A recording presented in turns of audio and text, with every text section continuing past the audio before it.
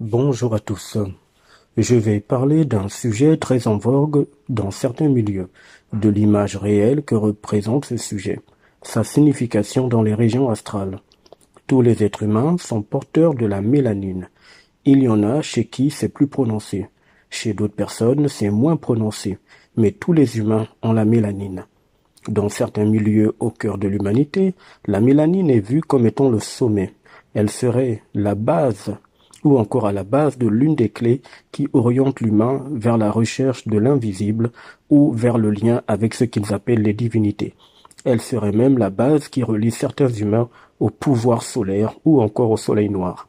La mélanine est aussi utile pour protéger en apparence la peau humaine des rayons solaires.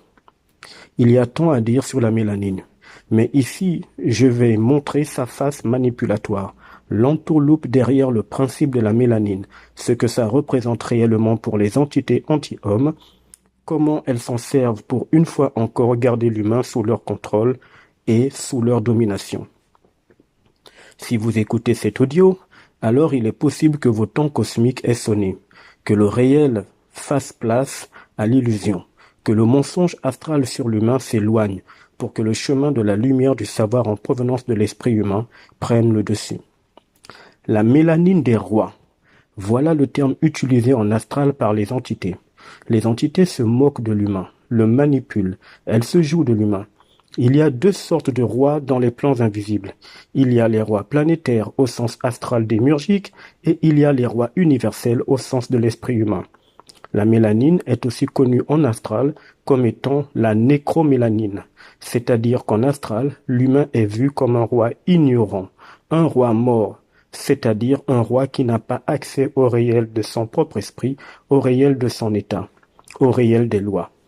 Bien que dans certaines contrées, la mélanine soit vue comme une puissance, comme un atout, il n'en est rien pour les entités. Il ne faut pas oublier que la Terre est la leur, le corps humain est leur fabrication, et que la mélanine est également leur œuvre.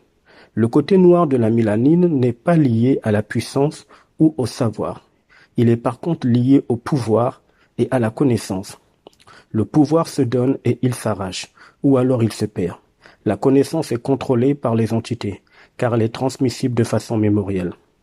La mélanine n'a jamais été donnée à l'humain.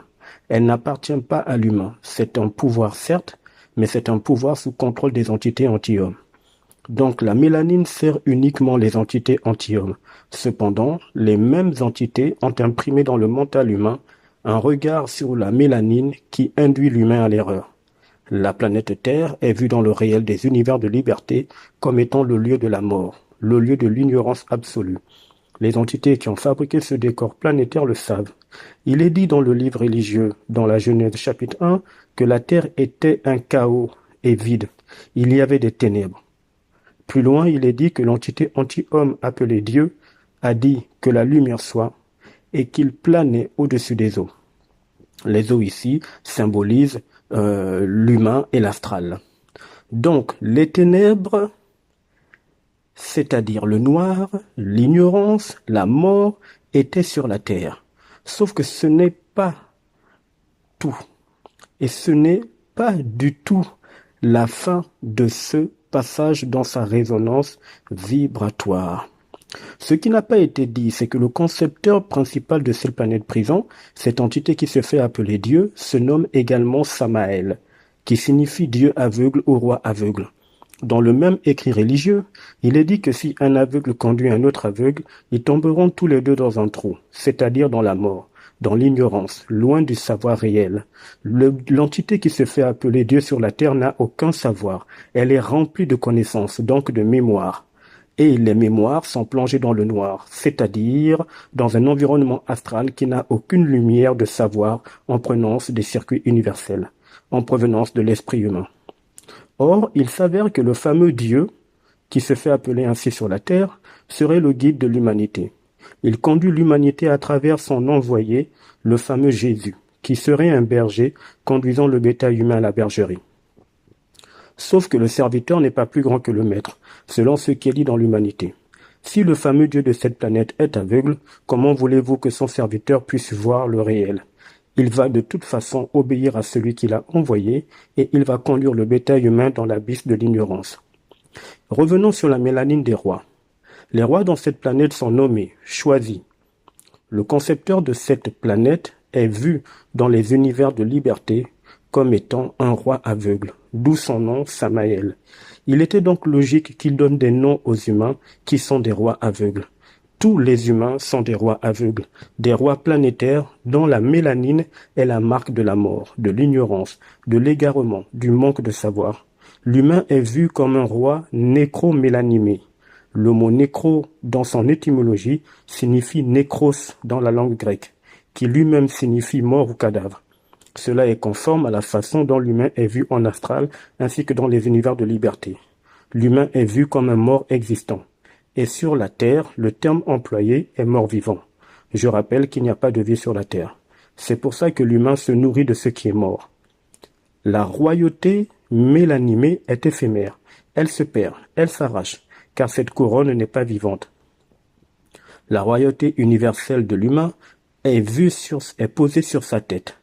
Elle est recouverte, telle des rayons lumineux de savoir. C'est une couronne énergétique.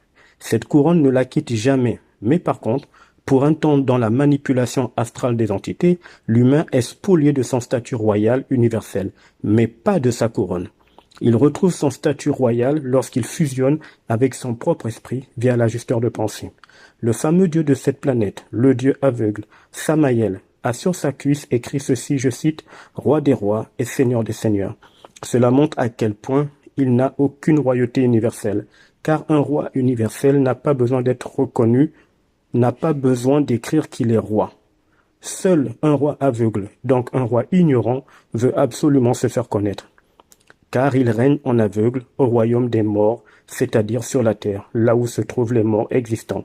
Les humains ayant dans leur sang le code absolu de l'ignorance, la mélanine, l'empreinte de l'aveuglement, la marque du roi aveugle, qui conduit d'autres rois mélanimés dans le gouffre sans fin de la mort, c'est-à-dire de l'ignorance, car bien évidemment, la mort en astral signifie l'ignorance, ainsi que l'ignorance dans les univers de liberté. Rien de vivant ne peut provenir de l'ignorance, de la mort, du manque de savoir. L'humain connecté à son propre esprit est réellement un roi puissant au sens universel. Seul le savoir fait de l'humain un roi, et un roi infini. À plus tard.